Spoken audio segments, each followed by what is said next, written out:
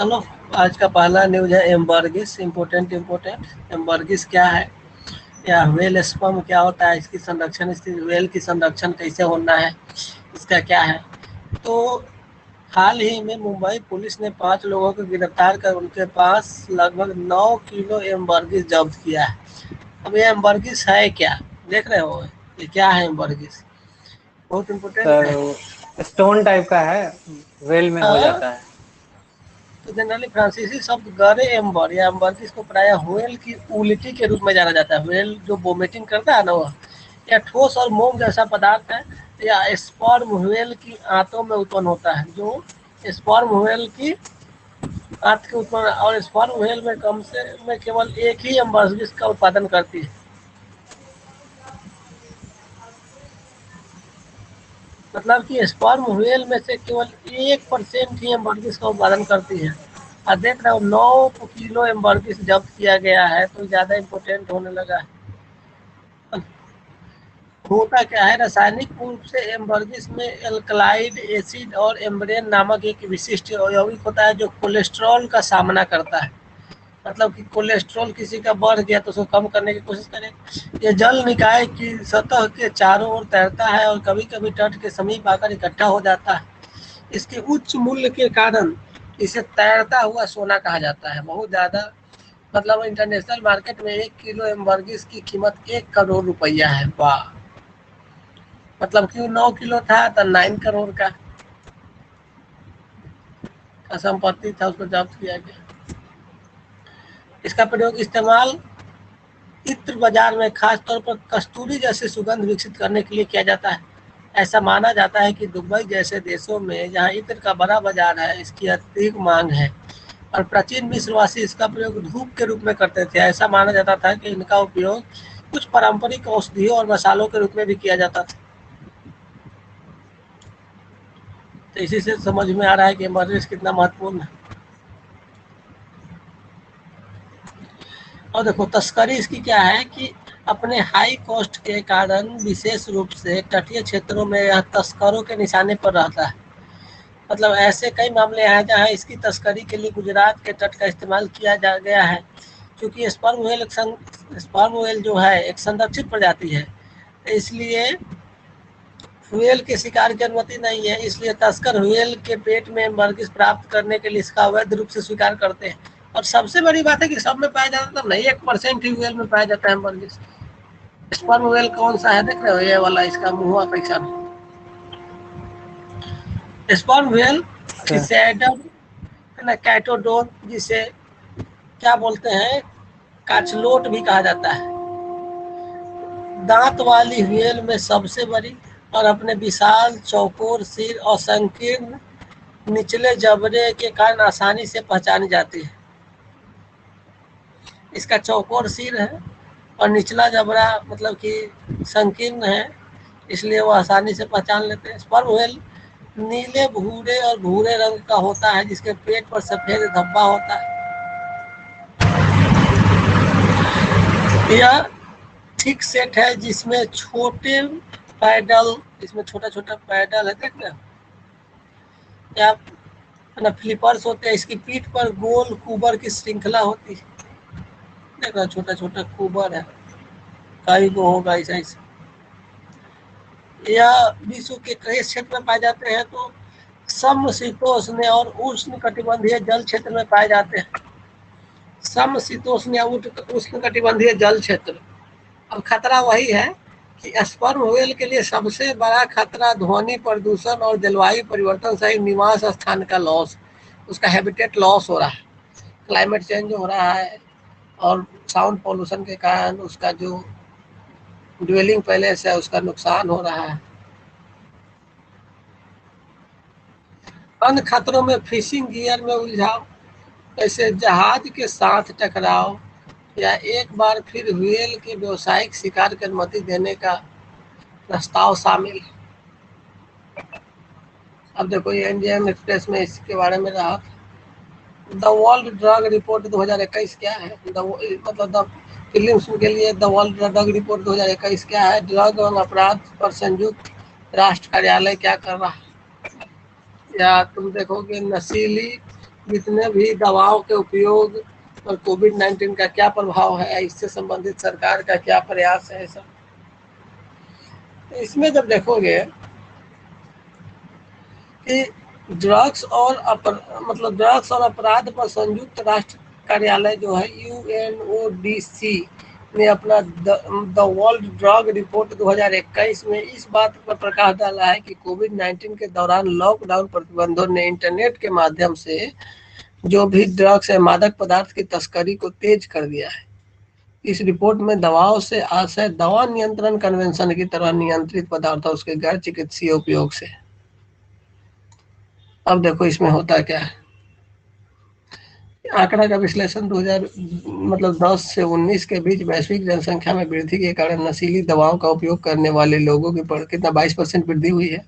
दुनिया भर में लगभग 275 मिलियन लोगों ने नशीली दवाओं का इस्तेमाल किया, जबकि 36 मिलियन से अधिक लोग नशीली दवाओं के उपयोग संबंधित विकारों से पीड़ित है। देख रहा हो, 36 से रोग हो गया है इतना को। और नशीली दवाओं के उपयोग के कारण होने वाली बीमारियों में कौन सा है? ओपियोडिक न ओपियोइड सबसे अधिक उत्तरदायी है। कोरोना वायरस महामारी के दौरान फार्मास्यूटिकल दवाओं ने गैर चिकित्सा उपयोग में वृद्धि देखी है। इसे भांग सबसे शक्तिशाली है, किंतु कम युवा इसे हानिकारक रूप से देखते हैं। देखो पिछले 24 वर्षों में विश्व के कुछ हिस्सों में भांग की क्षमता 4 गुना बढ़ गई है। यहाँ तक कि भांग को हानिकारक मानने वाले किशोरों की संख्या में 40% की गिरावट आई है। भांग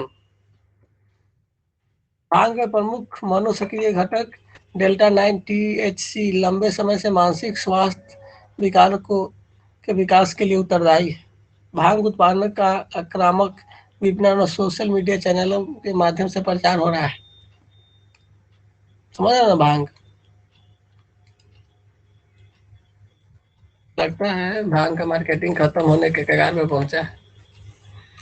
मतलब बढ़ती पेड़ आधारित बिक्री वैश्विक नशीली दवाओं के उपयोग के पैटर्न में बदल सकती है। ऑनलाइन बिक्री के साथ दवाओं तक पहुंच भी पहले से कहीं ज्यादा आसान हो गया है ना। डार्क वेब पर प्रमुख दवा बाजारों की कीमत अब लगभग $315 मिलियन सालाना हो गई है। देखो डार्क वेब। वाह। एशियाई देश प्रमुख रूप से चीन और भारत वर्ष 11-20 के दौरान विश्लेषण किए गए 19 प्रमुख डार्क नेट बाजारों में बेची जाने वाली दवाओं के शिपमेंट से जुड़े। डार्क वेब पर नशीली दवाओं के लेन देन में कैनबिस या भांग सबसे प्रमुख है। समान वेब पर नारकोटिक ड्रग्स और साइटोट्रॉपिक जो पदार्थ है, सिंथेटिक दवाओं के निर्माण में उपयोग की जाने वाली पदार्थों की बिक्री शामिल है। डार्क वेब जानते हो ना? डार्क वेब मतलब इंटरनेट का ये वाला यस सर, हिस्सा मतलब डार्क वेब कहलाता है। और जो ऊपर हम लोग को दिखता है वो internet clear web surface web है। इससे नीचे इतना बड़ा डार्क वेब है।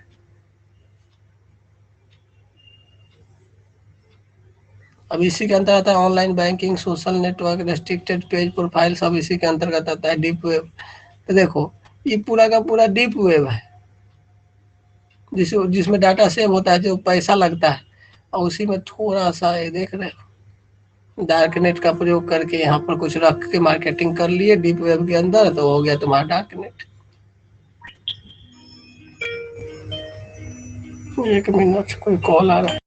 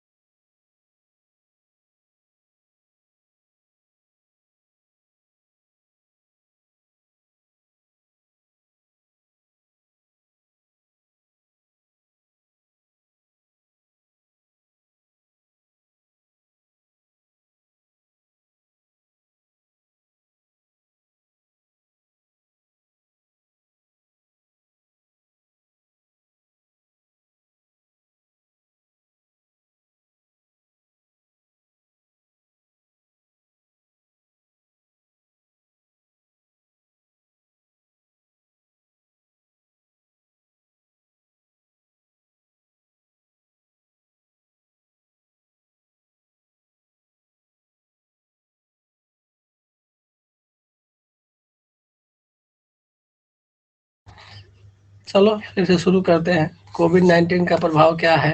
सामाजिक आर्थिक प्रभाव क्या है? सकारात्मक पॉजिटिव ट्रेंड क्या चल रहा है? नशीली दवाओं के उपयोग में वृद्धि के क्या कारण है? तो कोविड-19 के संकट में 100 मिलियन से अधिक लोगों को अत्यधिक गरीबी में धकेल दिया है और बेरोजगारी की समानता में बढ़ोतरी हुई है। देख रहे हो ना? मतलब अत्यधिक गरीबी में ढकेल दिया, इतना मिलियन, 100 मिलियन। आंकड़ों की माने तो 2020 में दुनिया भर में 255 मिलियन लोगों ने अपना रोजगार खो दिया है और दुनिया भर में मानसिक मतलब स्वास्थ्य में पीड़ित लोगों की संख्या भी बढ़ रही है। इस तरह की सामाजिक आर्थिक तनाव से दवाओं की मांग में तेजी आने की संभावना है। पॉजिटिव ट्रेंड क्या है? महामारी के दौरान टेक्नोलॉजी के उपयोग में वृद्धि ने टेलीमेडिसिन जैसे सेवा वितरण के अधिक लचीले मॉडल के माध्यम से नवाचार को गति दी है, जिसमें स्वास्थ्य पेशेवर को अधिक रोगियों तक पहुंचने और उनका इलाज करने में सक्षम बनाया है। मतलब ग्लोबल मार्केट में उभर रहे नारकोटिक ड्रग एंड साइकोट्रोपिक पदार्थ जो है एनडीपीएस है की संख्या वर्ष 2013 में 163 से गिरकर 19 में 71 हो गई है ना। ओपियोइड के प्रमुख या उपयोग संबंधित प्रमुख विकारों वाली रोगों के इलाज के लिए उपयोग की जाने वाली ओपियोइड दवा सुलभता से उपलब्ध है, क्योंकि विज्ञान आधारित उपचार अधिक व्यापक रूप से उपलब्ध हो गए हैं आजकल। एक ओपियोइड समझ लेना क्या होता है और दूसरा एनडीपीएस के बारे में तो जानबे करते हो, नार्कोटिक ड्रग्स एंड साइकोट्रोपिक जो सब्सटेंस है क्या है।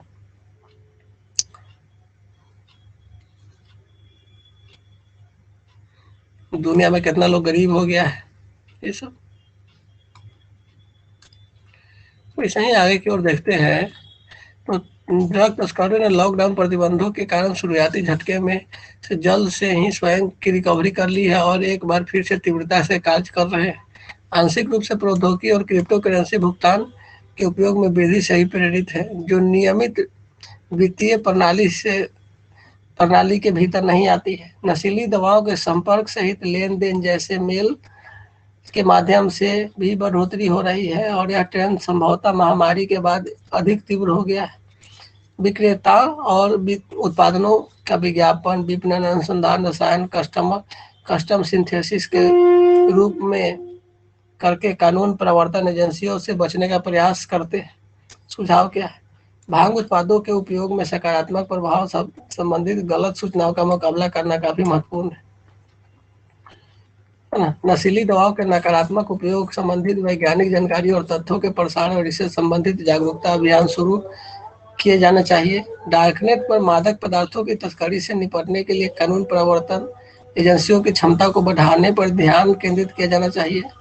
सरकारों और सरकार निजी क्षेत्र की संयुक्त प्रतिक्रियाओं के माध्यम से इंटरनेट पर अवैध दवाओं के विज्ञापनों और लिस्टिंग को नियंत्रित करना आसान हो सकता है।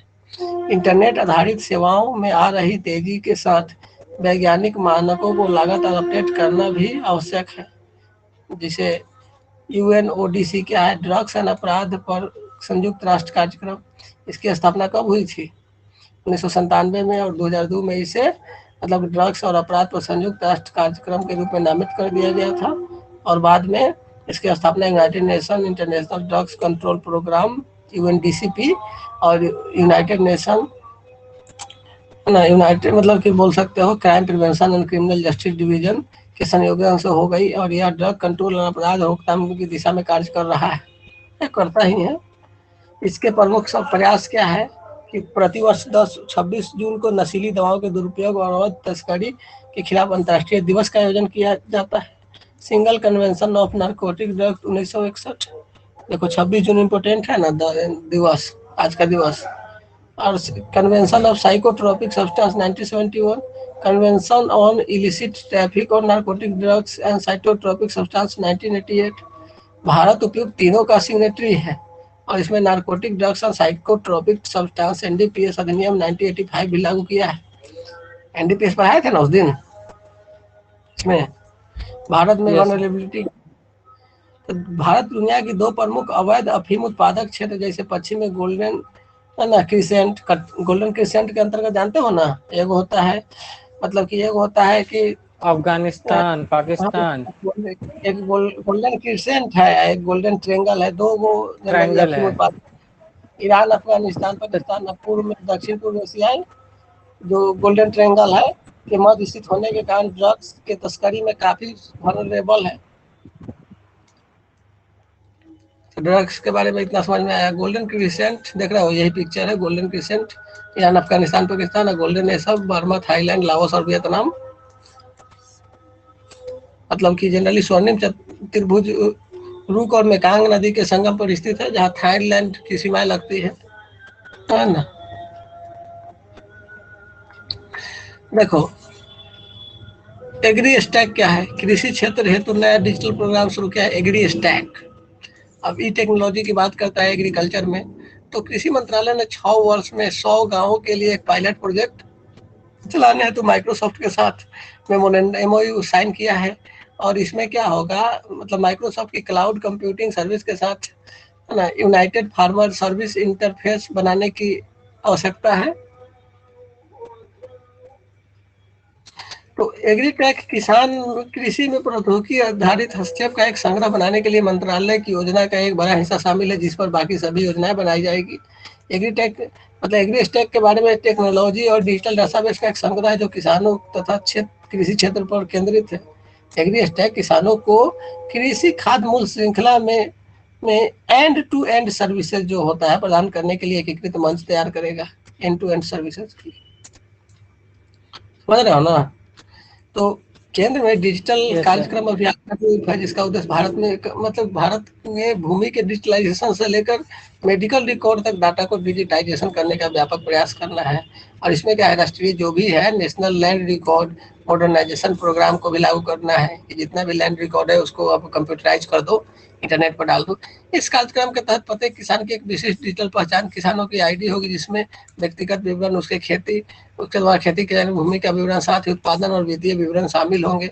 प्रत्येक आईडी व्यक्ति को डिजिटल राष्ट्रीय आईडी आधार से जुड़ी होगी।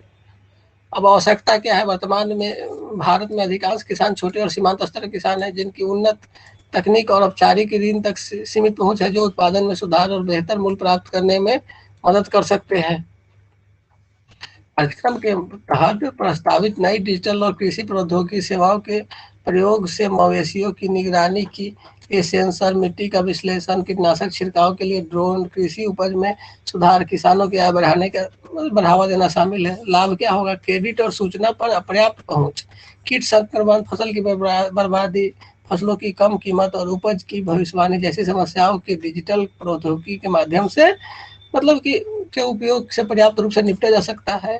नया इनोवेशन को बढ़ावा देने के साथ ही कृषि क्षेत्र में निवेश को भी बढ़ाएगा और अधिक लचीली फसलों के लिए अनुसंधान को बढ़ावा देगा।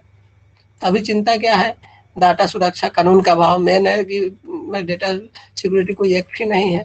इसकी अनुपस्थिति से एक ऐसी व्यवस्था बन सकती है जहां डेटा प्रोसेसिंग संस्थाएं किसान की भूमि के बारे में किसान की तुलना से अधिक जानकारी रख सकते हैं और वे जिस सीमा तक चाहे किसानों के डाटा का दोहन करने में सक्षम हो सकते हैं। व्यवसायीकरण क्या है, एग्री स्टैक के बारे के गठन से कृषि विस्तार गतिविधि का व्यवसायीकरण होगा, क्योंकि यह डिजिटल और निजी क्षेत्र में स्थानांतरित हो जाएगा। विवाद निपटान तंत्र में की अनुपस्थिति है, मतलब मान लो कि कोई समझौता ज्ञापन डिजिटल रूप से एकत्र किए गए भूमि डाटा का भौतिक सत्यापन करते हैं, लेकिन विवाद उत्पन्न होने पर कार्रवाई का तरीका क्या होगा इस पर कुछ स्पष्ट नहीं है। खासकर जब ऐतिहासिक साक्ष्य अस्पष्ट है, इसे भूमि विवादों को निपटाने में वर्षों लगते हैं। गोपनीय और बहिष्करण मुद्दे हैं, मतलब गोपनीयता, इस व्यवस्था में प्रस्तावित किसान आईडी आधार से जुड़ी होगी, जिससे गोपनीयता और बहिष्करण के मुद्दे उभरेंगे। कई शोधकर्ताओं ने उल्लंघन और लीक के लिए आधार डाटाबेस की भेदता को स्पष्ट किया है, जबकि कल्याण वितरण के आधार मतलब में आधार आधारित बहिष्करण भी विभिन्न संघर्षों में अच्छी तरह से उल्लेखनीय किया गया है।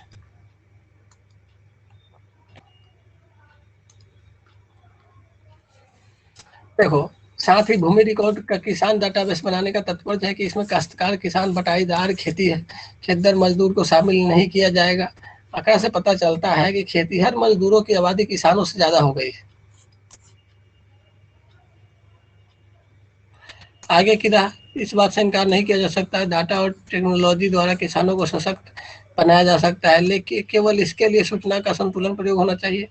प्रायोगिक परियोजनाओं पर काम कर रहे निजी फार्मों की भूमि स्वामित्व पर मतभेद को सुलझाने के लिए राज्य सरकारों के साथ प्रभावी ढंग से सहयोग करना चाहिए।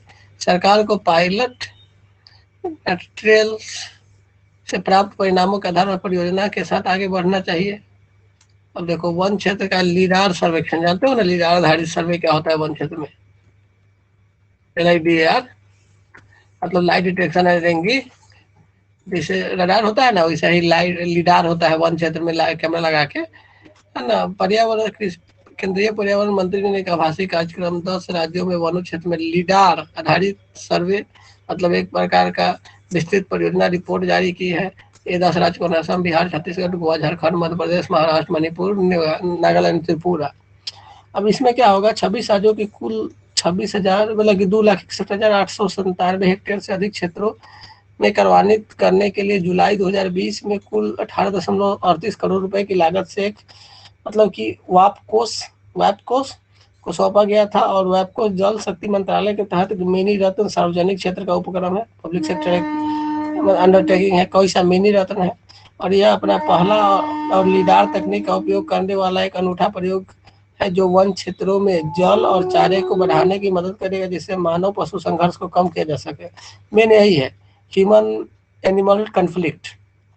लीडार की तकनीक 90% सटीकता पाई गई है लीडार टेक्नोलॉजी में, है ना।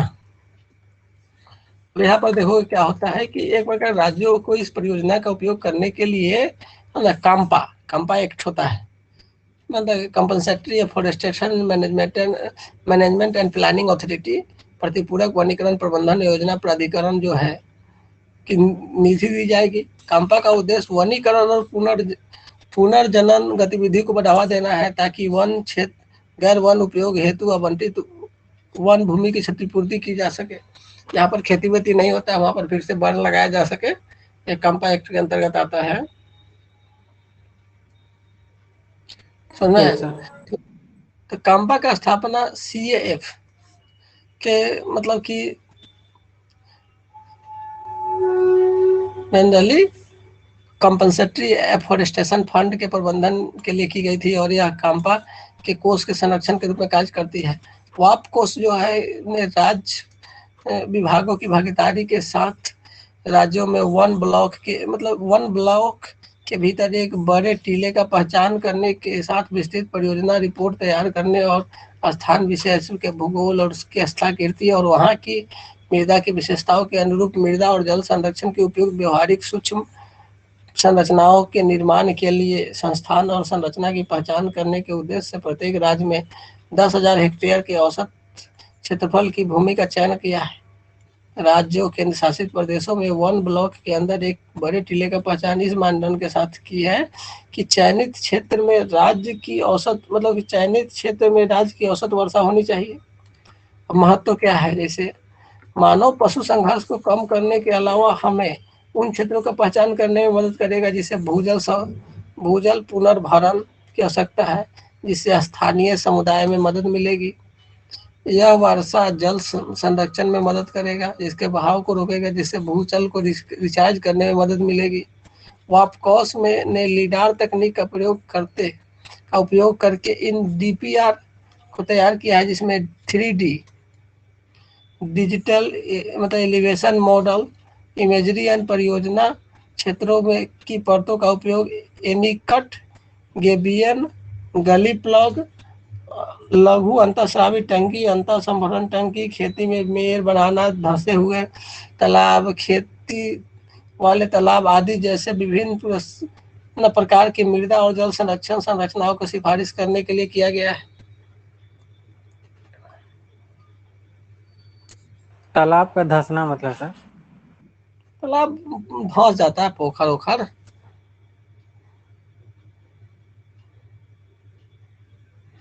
क्या होता है कि मान लो कि पोखर में पानी पी रहा है जानवर, समझ में आया, और उसका एक बार धंस गया, एक आध को जीव दब गया, मर गया। हाथी वाथी मर जाता है ना, तो उसके लिए ज्यादा इम्पोर्टेंट है ये बात। अब लाइट डिटेक्शन एंड रेंजिंग की बात होता है, तो इसमें क्या होता है कि सुदूर संवेदी टेक्नोलॉजी है जो दूरी के मापन के लिए एक लक्ष्य पर लेजर प्रकाश भेजता है और परावर्तित प्रकाश का विश्लेषण करता है। वायु जनित प्रणाली द्वारा दर्ज किए गए अन्य डाटा के साथ यह संयुक्त प्रकाश स्पंद पृथ्वी के आकार और इसकी सतह की विशेषता के बारे में सटीक और त्रिआयामी जानकारी प्रदान करते हैं। लिडार उपकरण में मुख्य रूप से एक लेजर, एक स्कैनर और एक विशेष ग्लोबल पोजिशनिंग मतलब जीपीएस रिसीवर होता है। व्यापक क्षेत्रों में लिडार से डाटा प्राप्त करने के लिए हवाई जहाज, हेलीकॉप्टर का सबसे अधिक उपयोग किया जाता है। और लिडार एक साधारण सिद्धांत का पालन करती है जो पृथ्वी की सतह पर किसी भी वस्तु पर लेजर लाइट डालता है और लिडार स्रोत पर लौटने में लगने वाले समय की गणना करता है कितना देर में आ रहा है। प्रकाश जिस गति से यात्रा करता है मतलब को देखते हुए लिडार के माध्यम से सटीक दूरी मापने की प्रक्रिया अविश्वसनीय रूप से तेज प्रतीत होती है। मतलब लाइट के स्पीड से काम कर रहा है तो बहुत तेज है। तो लिडार का प्रयोग आमतौर पर क्या होता है कि मतलब कि भूगणित, जियोलॉजिकल साइंस या तुम आर्कोलॉजी, ज्योग्राफी सब के क्षेत्र में, जियोमॉर्फोलॉजी सब क्षेत्र में, मतलब कि एयरबोर्न लेजर स्वैथ मैपिंग ना, स्वाथ मैपिंग और लेजर। इसका जो यूज है मतलब कैसे हेलीकॉप्टर पे माउंट रहता है अरे आजकल या किसी हेलीकॉप्टर पेड़ पे? पेड़ पर लगा देता है। अब सिस्टम है कि कैसन कैसन जगह पर यूज किया जा रहा है, वैसा ही तरीका ही अपनाया जाएगा। जनरली पेड़ पर लगा देते हैं, हम तो देख लें। INS अच्छा, विक्रांत देखे पहला। हैं। इसको सबसे अच्छा देखना है तो तुम, एक वो आता है ना साइंस रिपोर्ट, इसका मतलब कि तुमको यूट्यूब पर इसका राज्यसभा पर टीवी पर एक प्रोग्राम आता है फ्राइडे टू फ्राइडे, साइंस से संबंधित। नाम हम बता देते हैं क्या आता है। साइंस रिपोर्टर शायद वही रहता है साइंस रिपोर्टर। सुने हो साइंस रिपोर्टर का? मतलब टेक्नोलॉजी से रिलेटेड सब रहता है उसमें, न्यूज सब। सप्ताह में साइंस मॉनिटर। तो मतलब देखो ये है, एगो तुमको वीडियो हर बार दिखाता हूँ, 1 मिनट में।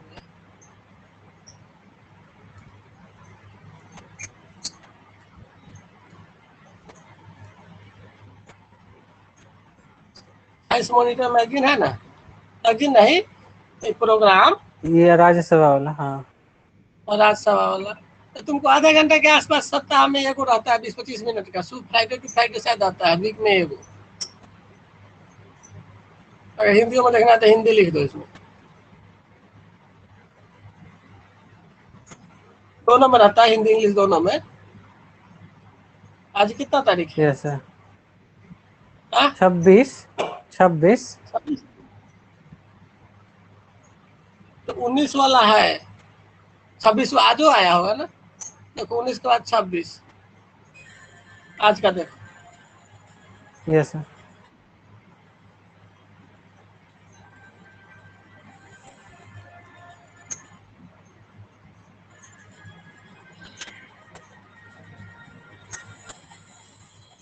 आवाज सुनाई दे रहा है?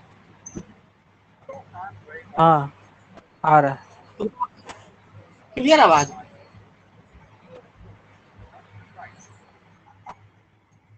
Climate change is happening. The news in details. Himalayan Karakoram region is one of the most scenic mountain regions. From this region provides ample water supply to rivers like Indus, Ganga, अभी and तेज हो Brahmaputra. गया। Study led by IIT Indore has studied and assessed the impact of climate change on this delicate relationship. The study has found that the rapid melting of snow and glaciers is altering water supplies in the rivers, and this could lead to serious problems in the future. The researchers have also suggested a tiered approach to deal with the crisis. Let's see the detailed report.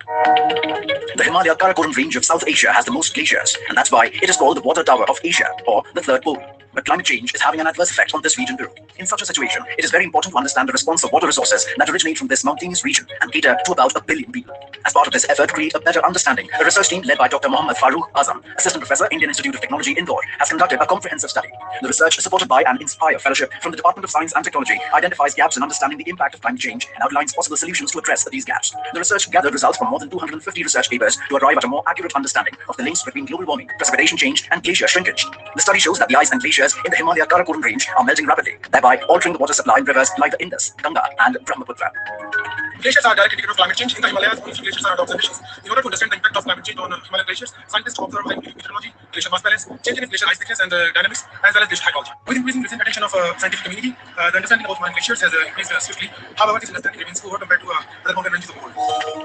According to this research paper published in the journal Science under the title Glacial-Hydrology of the Himalaya Karakoram, total river runoff, glacier melt, and seasonality of flow in these rivers are projected to increase until the 2050s, with some exceptions and large uncertainties. Since the melting glaciers fulfill the water requirements of these rivers, people will be affected when much of the glacier ice mass melts throughout the century and gradually stops supplying the required amount of water. To avoid this scenario, policymakers need to assess the current status and possible future changes of rivers for sustainable water resource management for agriculture, hydropower, drinking water, sanitation, and hazard situations. Now it is clear that Himalayan glaciers are losing mass, which is consistent with global warming. However, glacier shrinkage rates are not uniform. Standard observation network that places fully automatic weather The impact of global warming and climate change and provide trained and highly skilled manpower is a Science Monitors report.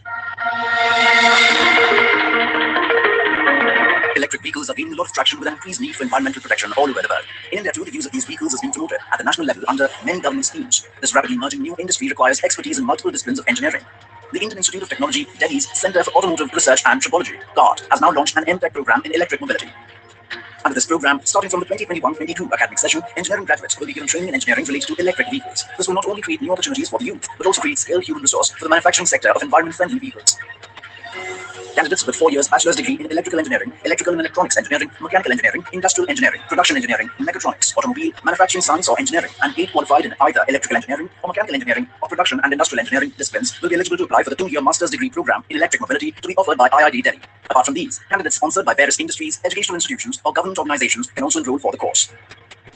We are taking 20 students as full-time students and 10 students we are taking from industry to boost up the industry collaboration. So the industry can sponsor their engineer, they can come and take this particular program, and at the end, both the industry participant as well as the student academia, they can go and do a project in the industry. They are open to do the project in the industry. They are open to do a project here. And the beauty is, if they are offering to go and do a project in the industry, so I hope that is the most opportunity to have the industry academia interaction to understand their problem and try to solve their problem jointly.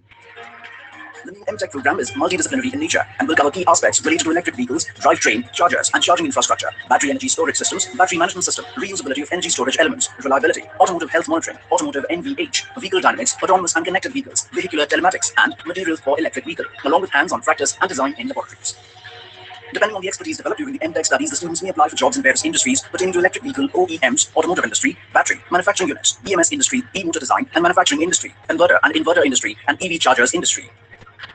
As the government agencies are pushing this electric vehicle, so we as academic institute, this is our prime job also to create the manpower for that particular one. There are industry who are manufacturers of this electric vehicle. There are industry those who are manufacturing the battery. There are industry who are manufacturing the motor, different type of motor, motor controller. You may forget about everything. देख लिया yes sir देख ली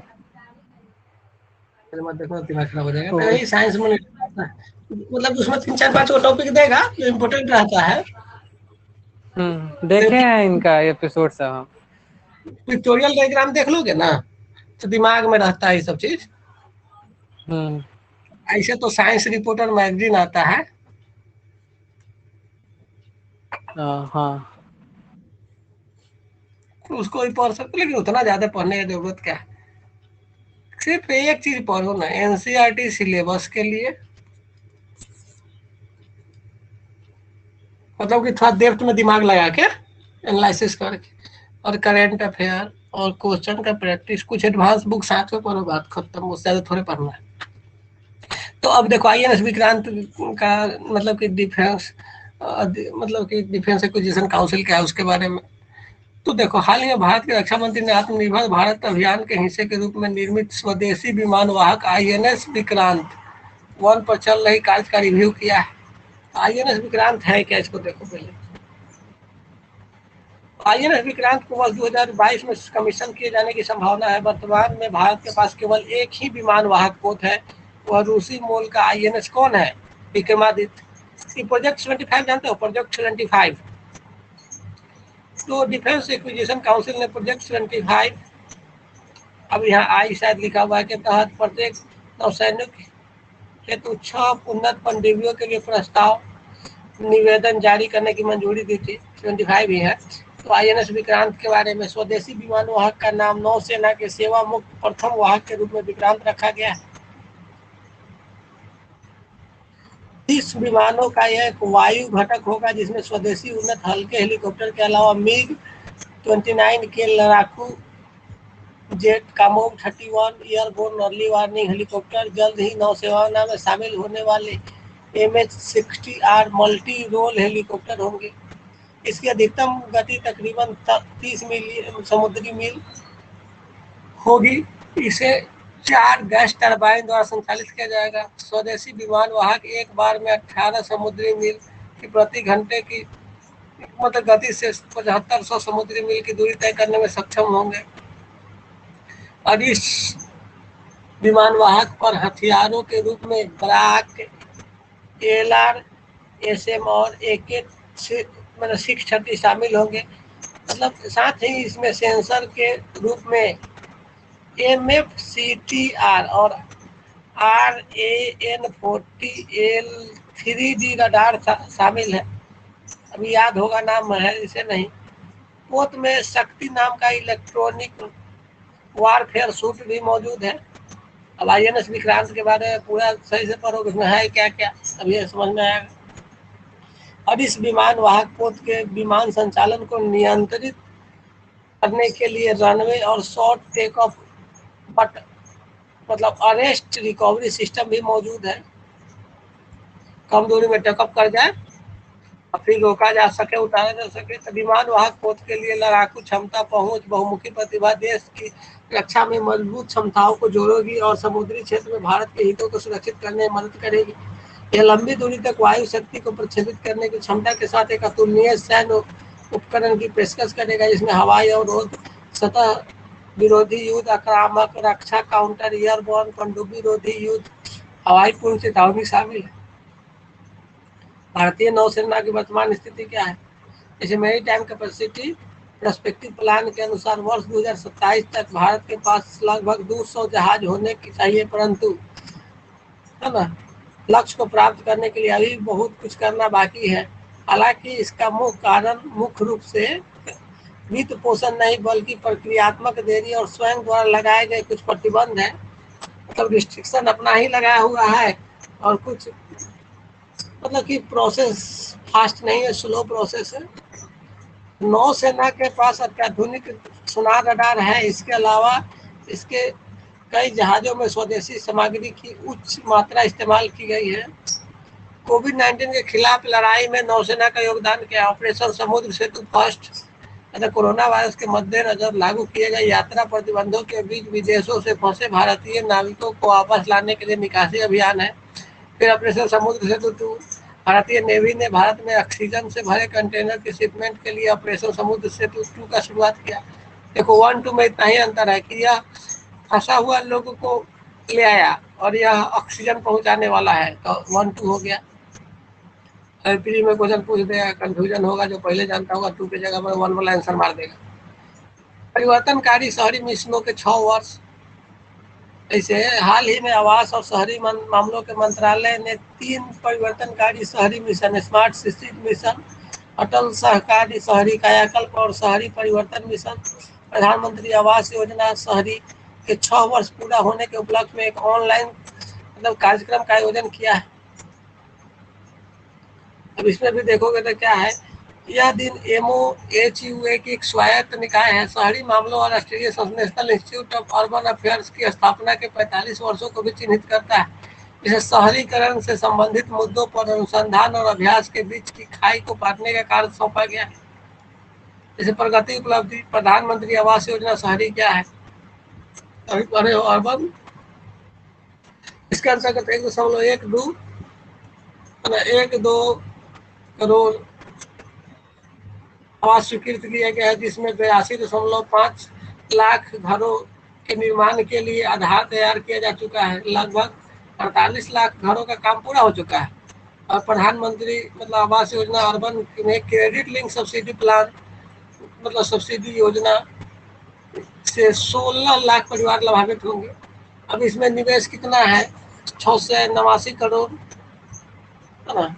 व्यक्ति दिवस को रोजगार सृजित होंगे, जो लगभग 246 लाख रोजगार में तब्दील हो जाएंगे। अब शहरी प्रवासी और गरीबों के लिए प्रधानमंत्री शहरी मतलब आवास योजना शहरी के तहत एफोर्डेबल रेंटल हाउस कॉम्प्लेक्सेज बनने के स्कीम को जमीनी स्तर पर उल्लेखनीय प्रतिक्रिया मिली है। फिर अमृत क्या है? अटल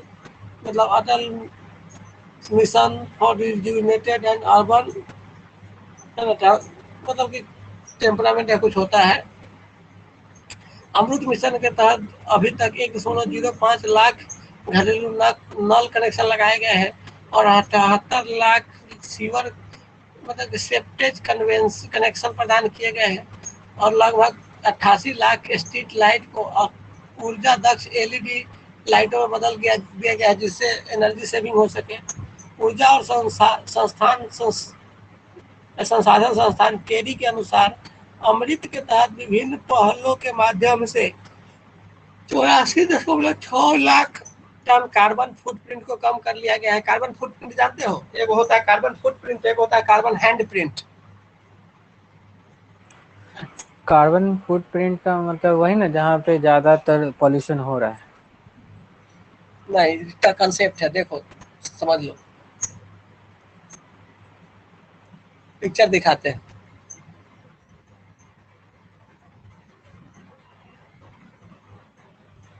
तो कार्बन फुटप्रिंट का पिक्चर दिखाते हैं। कार्बन फुटप्रिंट में क्या आता है याद कर लेना।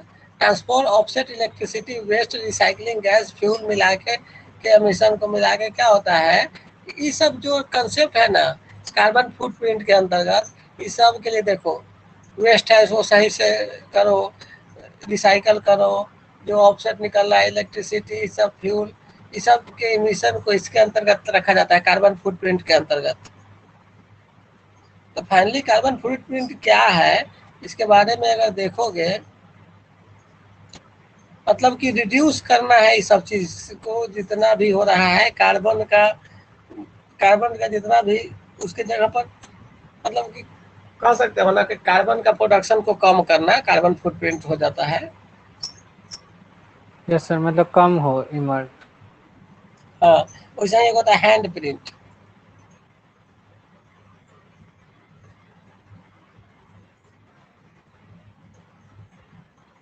दोनों टर्म को देख लेना, कार्बन हैंड प्रिंट के अंतर्गत क्या आता है।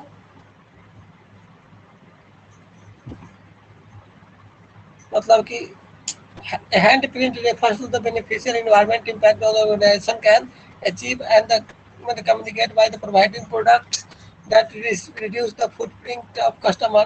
जैसे कार्बन फुटप्रिंट को कम करने के लिए जो भी प्रक्रिया अपनाया जाता है ना, सब कार्बन हैंड प्रिंट होता है। यस सर, समझ गए।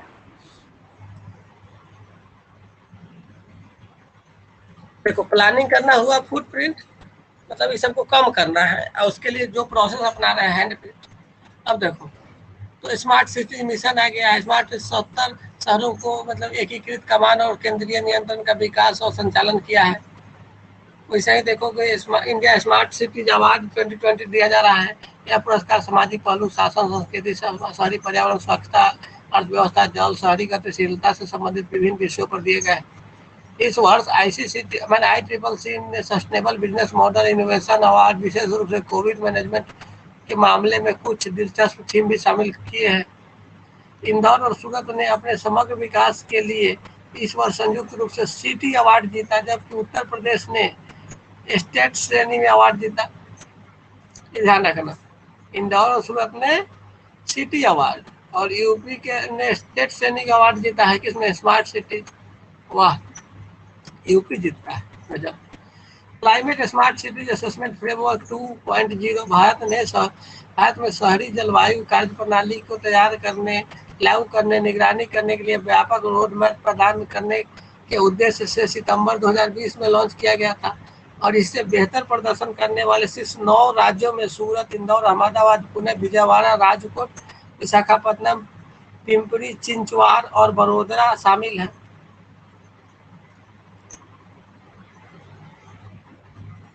देखो स्मार्ट सिटी के तहत ICT पहल क्या है।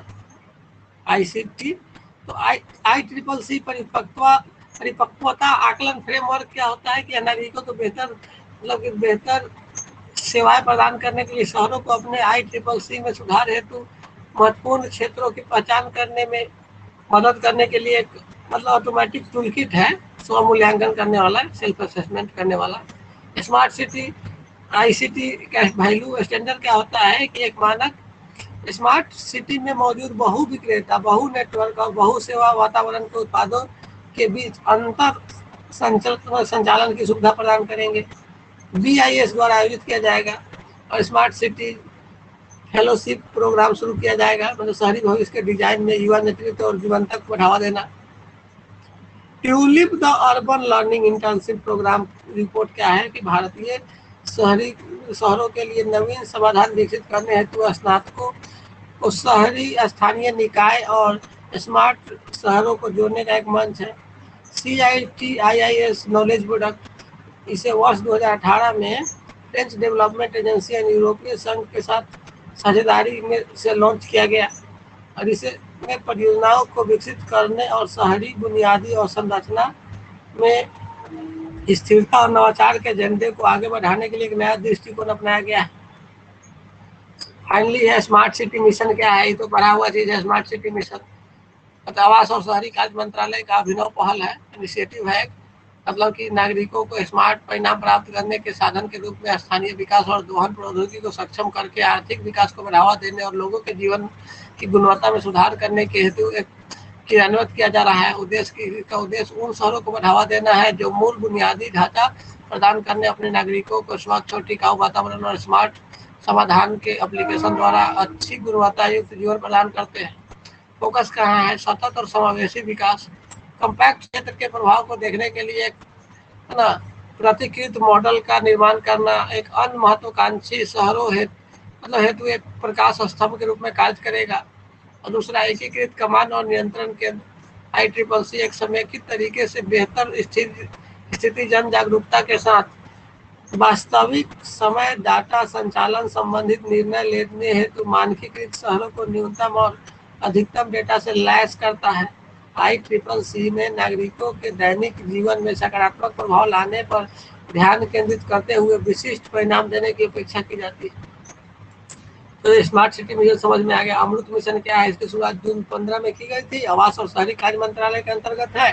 तो हर घर में पानी या सीवरेज कनेक्शन के साथ नल की व्यवस्था करना, हरियाली पार्क जैसे खुले स्थानों को अच्छी तरह से विकसित करना, ये सब इसके अंतर्गत आता है। गैर मोटर चालित परिवहन जैसे पैदल चलने और साइकिल चलाना, ये सब को लेके सुविधा देना जिससे क्या हो सके, पॉल्यूशन कम हो सके, इस सब पर काम करता है। उसे प्रधानमंत्री आवास शहरी, इसको भी 15 में लॉन्च किया गया था जून में। वर्ष 2022 तक शहरी क्षेत्र के सभी के लिए आवास उपलब्ध कराना है। समझ में आया? शहरी में मतलब कि एक प्रकार से शहरी में जो गरीब रहते हैं उनको पक्का घर सुनिश्चित करके झुग्गी झोपड़ी में रहने वाले लोगों समेत शहरी गरीबों के बीच शहरी आवास की कमी को दूर करता है। गांव में देता है, शहर में तो देता है। इस मिशन के तहत संपूर्ण भारत के शहरी क्षेत्र को कवर करता है। अब इसके बाद जमीन नहीं शहर में तो उसको कैसे कथी देगा, कैसे रहेगा? देखो कंपोनेंट है प्रधानमंत्री अर्बन आवास योजना, अर्बन की बात है। CLS affordable housing scheme during credit link subsidy scheme, upfront interest subsidy कितना 3 से 6%। बेनिफिशियरी कौन होगा? HP अफोर्डेबल हाउसिंग के बाद पार्टनरशिप के बाद है। इंसेंटिव सब स्लम रीडेवलपमेंट को लेके है। इतना क्लियर है। तो अब देखो अफ्रीकन स्वाइन फीवर क्या है? स्वाइन फीवर समझते हो ना? Swine, African swine fever WHO का क्या है? पशु स्वास्थ्य संगठन और ICAR क्या है, इसमें क्लासिकल स्वाइन फीवर क्या है, ये सब समझना पड़ेगा।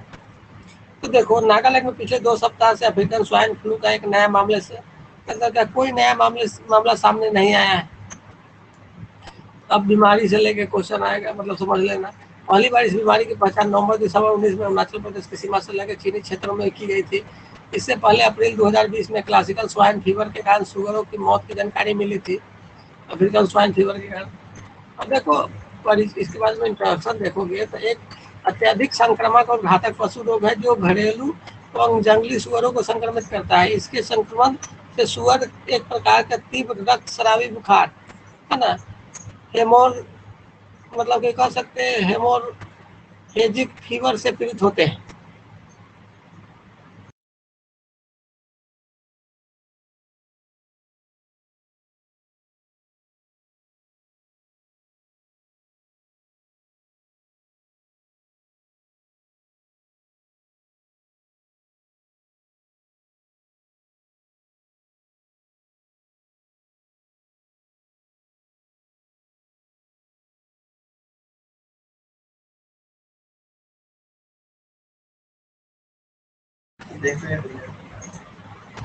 रोगी के अन्य व्यक्ति में तेज बुखार, अवसाद, मतलब एनोरेक्सिया, भूख न लगना, त्वचा में रक्तस्राव, ये सब 10 शामिल है। तो पहली बार 1920 में अफ्रीका में देखा गया था। ऐतिहासिक रूप से अफ्रीका, यूरोप, दक्षिण अमेरिका, कैरिबियन के कुछ हिस्सों में प्रकोप की सूचना मिली। हाल ही में 2007 में अफ्रीका, एशिया, यूरोप के कई देशों में घरेलू और जंगली दोनों सुअरों में मृत्यु पाई गई, मतलब की बीमारी पाई गई है। रोग में मृत्यु दर 100% के करीब है। जिसको हुआ उसका मृत्यु दर, अरे बाप, इतना खतरनाक। क्योंकि इस बुखार का कोई इलाज नहीं आता। इसके संक्रमण को फैलने से रोकने का एकमात्र तरीका है जानवरों को मारना। क्या है? फिर की स्वाइन फीवर मनुष्य के लिए खतरा नहीं। अब ठीक है, क्योंकि यह केवल जानवरों से जानवर में फैलता है। अफ्रीकी स्वाइन फीवर विश्व पशु स्वास्थ्य संगठन OIE और पशु स्वास्थ्य कोड में सूचीबद्ध एक ऐसी बीमारी है जिसके संदर्भ में तुरंत OIE की सूचना देना आवश्यक है। लेकिन फिर भी अगर मान लो कि यह बीमारी गलती से अगर मनुष्य में हो गया, ये भी तो मनुष्य भी तक जानवर ही ना, तब क्या होगा? अब क्लासिकल स्वाइन फीवर क्या होता है? तो क्लासिकल स्वाइन फीवर की बात है कि एक प्रकार से इसको कहते हैं हॉग कलरा के नाम से जाना जाता है। सूअरों से संबंधित एक गंभीर बीमारी है। दुनिया भर में सूअरों से संबंधित आर्थिक रूप से सर्वाधिक हानिकारक और संक्रामक रोग में से एक है ना। मतलब इसको कहते हैं फ्लेविविडे फैमिली के जीनस पेस्टी वायरस के कारण होता है। इस वायरस से निकटता से संबंधित है मवेशियों में बोवाइन संक्रमित डायरिया और भेड़ में मतलब बॉर्डर डिजीज का कारण बनता है। इसका भी मृत्यु दर, इसका भी डेथ रेट 100%। इसको हुआ मरा। हाल ही में इससे बचने के लिए ICAR भी मतलब कि RI ने एक cell culture CFS vaccine light activated और जीवित उत्तक विकसित किया, जिसमें लेपिनाइट वैक्सीन वायरस का उपयोग एक बाहरी स्टेन के माध्यम से किया गया। एक नया टीकाकरण में 14 दिन से 18 महीने तक सुरक्षात्मक प्रतिक्रिया प्रदान करता है। मतलब इसके लिए भी एक टीका का बनाना जरूरी है। सब ऐसे भी पशु बहुत महत्वपूर्ण है। देश में पशु की संख्या घट रही है। विश्व पशु स्वास्थ्य संगठन के लिए मतलब animal health, World Organization for Animal Health की बात करते हैं तो इंटरगवर्नमेंटल ऑर्गेनाइजेशन है। वर्तमान में 182 देश सदस्य है। भारत के सदस्य होगा ही, कंफर्म होगा और नियमित संबंधित दस्तावेज विकसित करता है, जिसके उपयोग से सदस्य देश बीमारी और रोग जनकों को से स्वयं को सुरक्षित करते हैं, जिसमें एक क्षेत्रीय पशु स्वास्थ्य संहिता भी है और WTO द्वारा संदर्भित रिसर्च ऑर्गेनाइजेशन के अंतर्राष्ट्रीय स्वच्छता नियमों के रूप में मान्यता प्राप्त है। मतलब इसका हेडक्वार्टर पेरिस में है। देखो, पाकिस्तान को FATF की ग्रे लिस्ट में बनाए रखने का निर्णय रखा गया है। अब अभी भी ग्रे लिस्ट में है। दो होता है ना, ब्लैक लिस्ट और एक ग्रे लिस्ट। ब्लैक लिस्ट और ग्रे लिस्ट ही होता है। 32 बिलियन डॉलर का लॉस हुआ है इसको, है ना। मतलब फाइनेंशियल अनुमान है। पाकिस्तान की इंक्रीज मॉनिटरिंग लिस्ट के बनाए रखने का निर्णय लिया है। इंक्रीज मॉनिटरिंग लिस्ट गहरे सूची का दूसरा नाम है ये लिस्ट का।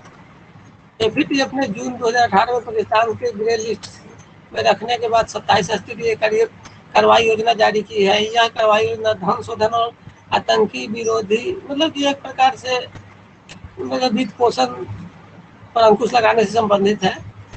अब इसमें होता है क्या है, देखो अक्टूबर 2020 में के सत्र के दौरान FATF द्वारा पाकिस्तान के लिए निर्धारित 27 स्तरीय कार्रवाई योजना का पूर्ण करने का समय सीमा को कोविड-19 के महामारी के दौरान फरवरी 2021 तक विस्तारित कर दिया गया था और इसमें 27 निर्देशों में से 6 का ही पूरी तरह से अनुपालन नहीं किया गया था। और फरवरी 2021 में FATF के आतंकवाद का मुकाबला करने में पाकिस्तान की महत्वपूर्ण प्रगति को स्वीकार किया। और हालांकि अभी भी 27 जो सूत्रीय कार्य योजना में से 3 का पूरी तरह से पालन करना था। यह तीन बिंदु वित्तीय प्रतिबंध, आतंकी फंडिंग वाले बुनियादी ढांचों और इसमें शामिल संस्थाओं के खिलाफ दंड के संदर्भ में प्रभावी कदम से संबंधित था। तो ग्रेड के क्या है विषय, इसे FATF ने कहा है कि पाकिस्तान 26/11 में आरोपी हाफिज सईद मतलब JEM प्रमुख मसूद अजहर जैसे संयुक्त राष्ट्र द्वारा नामित आतंकवादियों के खिलाफ उचित कार्रवाई करने में विफल रहा है।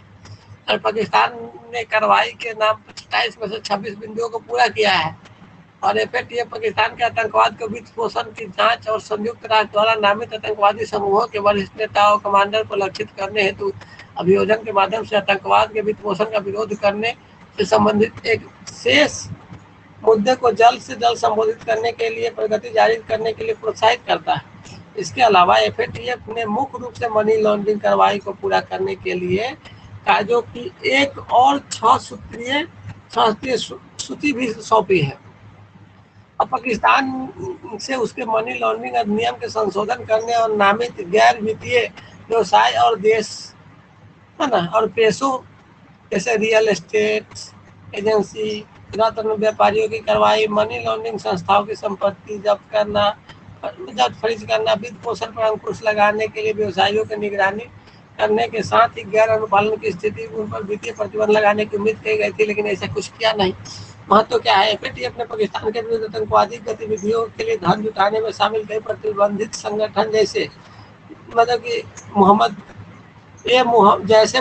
प्रमुख मसूद अजहर, लश्कर तैयबा, हाफिज सईद पर कार्रवाई में निष्क्रियता के मामले में संज्ञान लिया है। भारत ने कई मौके पर 26/11 के मुंबई और पुलवामा हमलों सहित कई आतंकी मामलों में पाकिस्तान में पल रहे आतंकवादियों की संलिप्तता को उजागर किया है। पाकिस्तान का FATF की ग्रे सूची में बढ़ना रहना उसके समक्ष एक दबाव बनाएगा कि भारत में इस तरह के आतंकवादी हमलों को रोकने के लिए पर्याप्त उपाय हैं।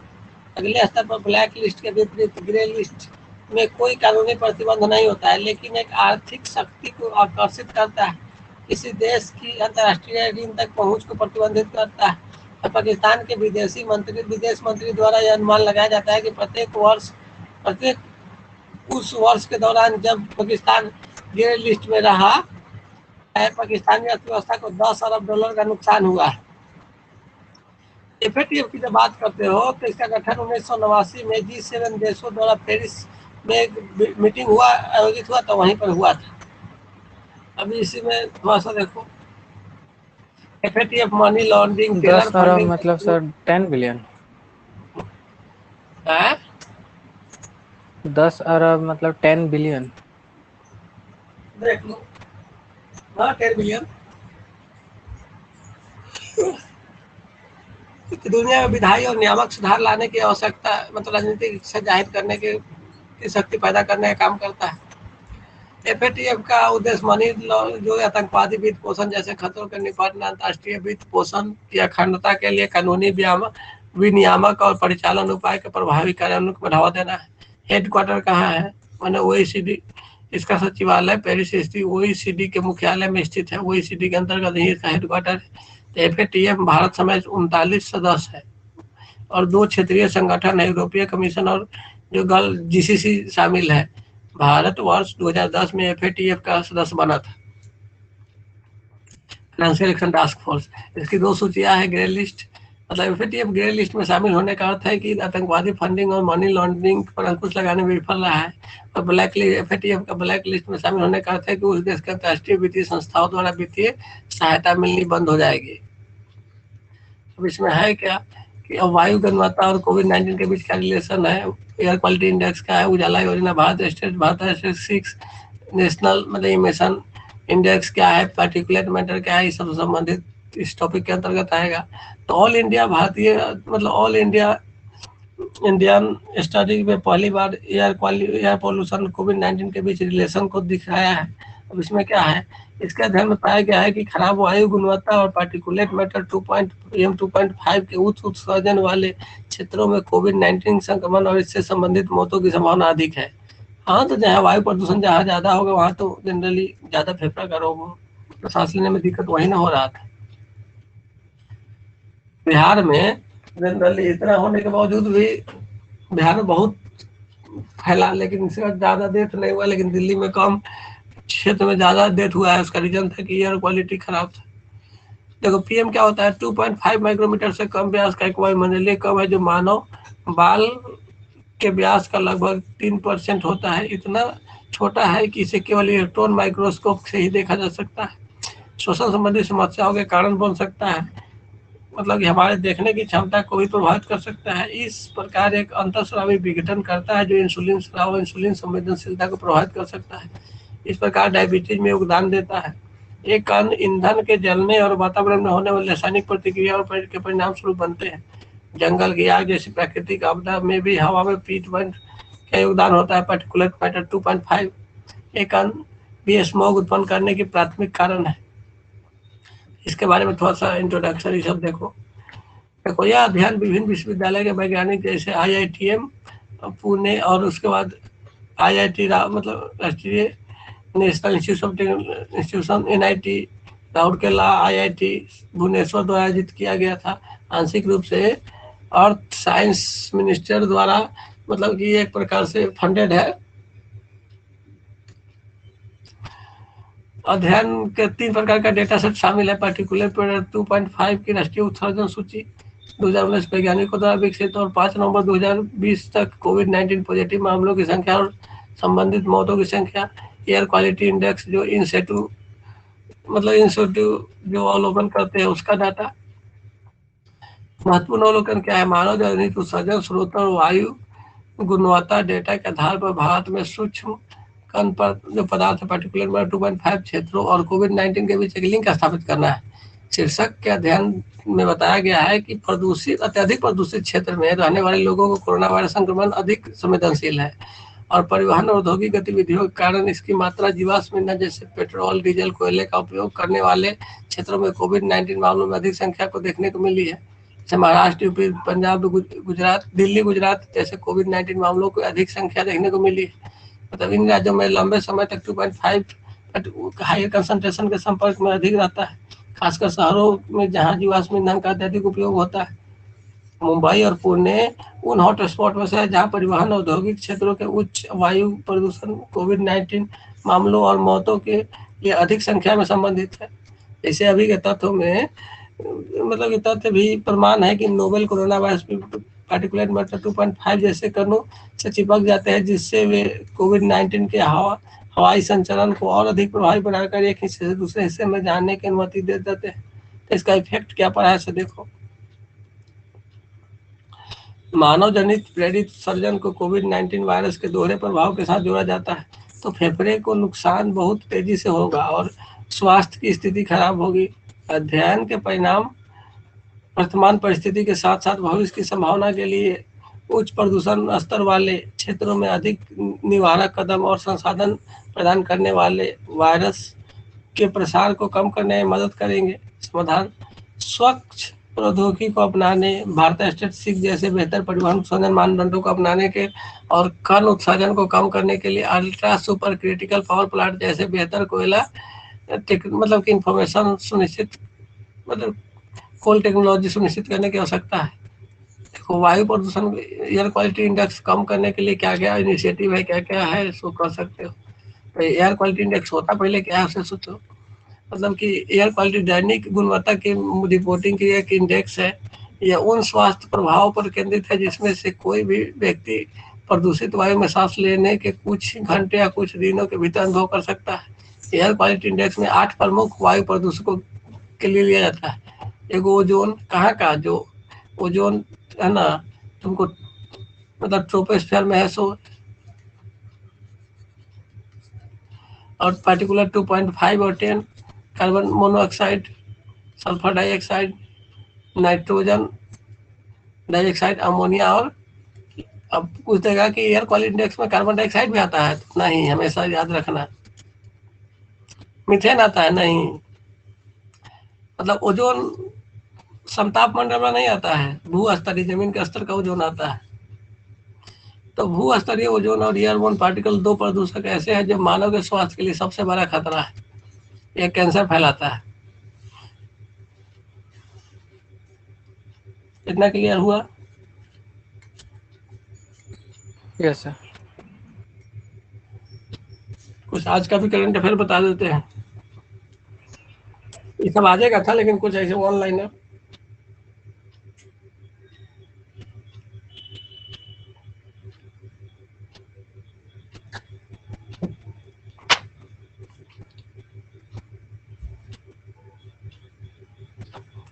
तो हम जनरली बोल देते हैं, जो काम का से देख ले।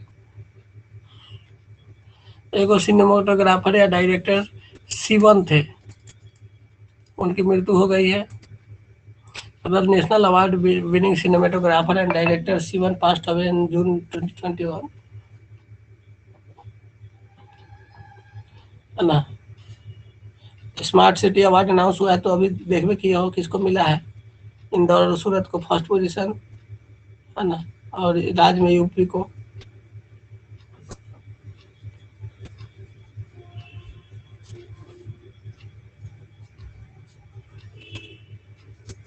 आज 26 जून United Nation International Day for Support of Victim of Torture आज है, मतलब 26 तारीख को ही मनाया जाता है। मतलब एक हुआ है वेस्टर्न मतलब एयर कमांड या कमांडर कॉन्फ्रेंस हुआ है।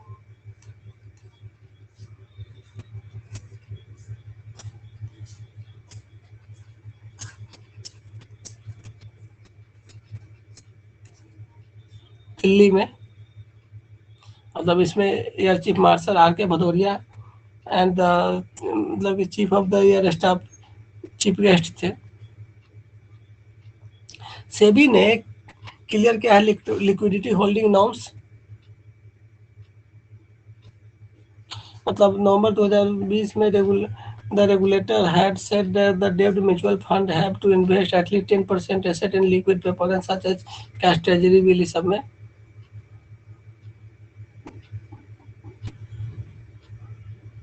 देखो 9 सिटी टॉप द क्लाइमेट, मतलब कि क्लाइमेट स्मार्ट सिटी के अंतर्गत आया है, मतलब है ना। मतलब क्या redness report on the climate smart city assessment जो होता है, climate smart city assessment framework के अंतर्गत 9 को सिटी आया है। पानासोनिक अपना जो कंपनी है अपना सेल कर रहा है अपना स्टेक किसको, टेस्ला स्टेक कितना में, 3.6 बिलियन में। एक इंडिया हनी अलायंस फॉर्म हुआ है, हनी मतलब शहद।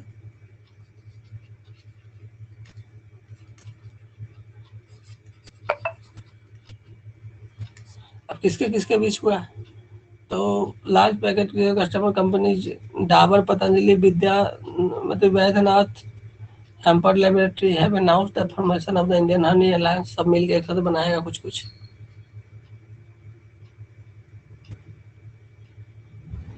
देखो एगो जुआरी नगर प्लांट है KCL का, उसका एक्विजिशन किया गया है किसके द्वारा,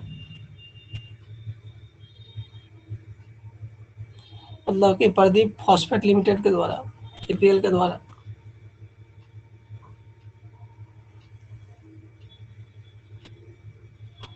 मतलब कि जम्मू कश्मीर अभी शुरू किया है इंटीग्रेटेड डेवलपमेंट मतलब village development scheme, tribal area में 98 करोड़ रुपया प्रोवाइड करेगा।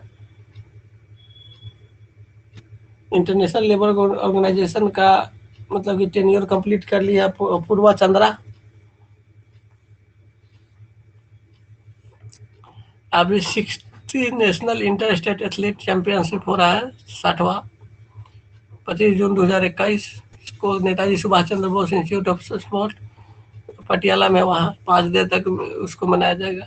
या उसके बारे में है ना, जुडोकू मतलब जुडोकू Sushila Devi qualify for Olympic, एक नया नाम आ गया,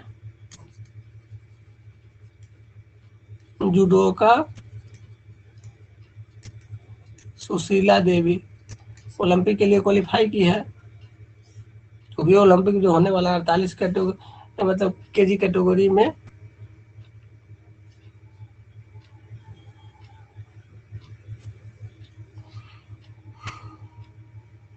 जिनजेन first Chinese to qualify Wimbledon. एक RAT kit for COVID launch हुआ, रैट किट है ना, RAT किट।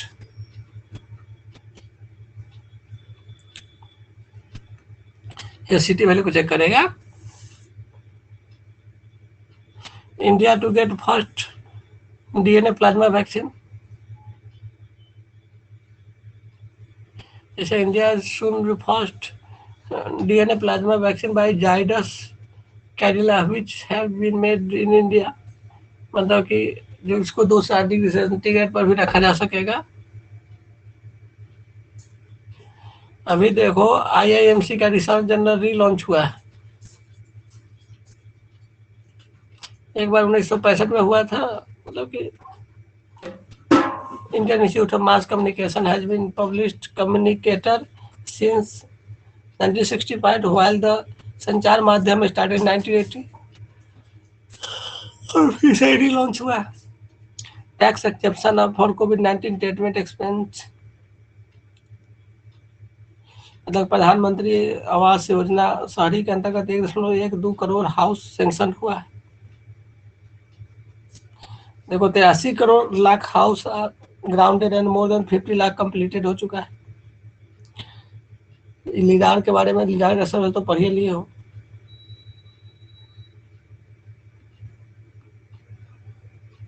पाकिस्तान FATF के ग्रे लिस्ट में है। गवर्नमेंट लॉन्च कर रहा है ई दीवार, मतलब कि ई filing portal of income tax appellate tribunal ITAT ई द्वार 25 जून 2021 को। और Pinaka rocket successfully tested fire, उसका टेस्ट कर लिया गया है, 25 तारीख को किया गया था उड़ीसा के चांदीपुर में। SBI card parameter with Fab India, तो कार्ड के SBI card and payment service has tied with the Fab India to launch an exclusive co branded contactless credit card, समझ रहे हो, फैब इंडिया के साथ। फार्मा इजी टू एक्वायर 66% रेसर्ट ऑफ थायरोकेयर, इसका नाम सुना होगा। थायरोकेयर, इसमें हार्ट का टाइप पिक्चर बना रहता है, तो इसको कौन एक्वायर कर लिया है? फार्मा इजी। कितना में डील साइन हुआ है?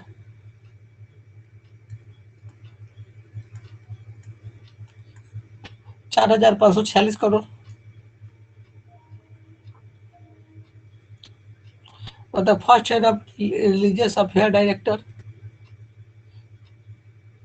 दीपक अग्रवाल को बनाया गया है।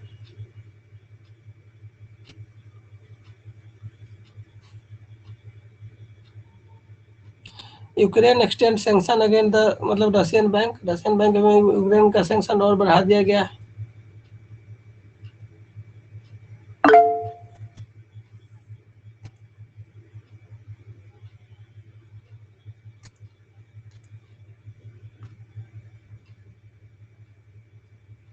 तो दिल्ली गवर्नमेंट एक वन महोत्सव मना रहा है, 33 लाख स्पिलिंग इन 2021 और Delhi government is all set to hold the Van Mahotsav from 26 से 11 जुलाई, 26 जून से 11 जुलाई तक। मतलब यह लॉन्च किया है गरही मंडू यमुना बैंक पर। Japan confirm RCEP with China and Australia. Unmined peace to join climate group RE100 sustainable development goal जानबे करते हो। World not track to reduce suicide rate, मतलब कि ex Infosys CEO is head of task force. जैसे India to host अमर 9 in 2020,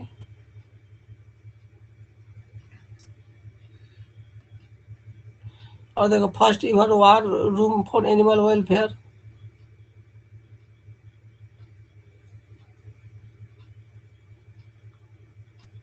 वैसा ये 275 mm मतलब people use drugs world wide in 2020। और फाइनली ड्रग से संबंधित है day against drug abuse and elect trafficking. तो ये सब न्यूज था आज का, और भी बहुत सारे न्यूज है, तो आज इतना ही रहने देते हैं, ठीक है ना? यस सर, टिकट करता हूँ।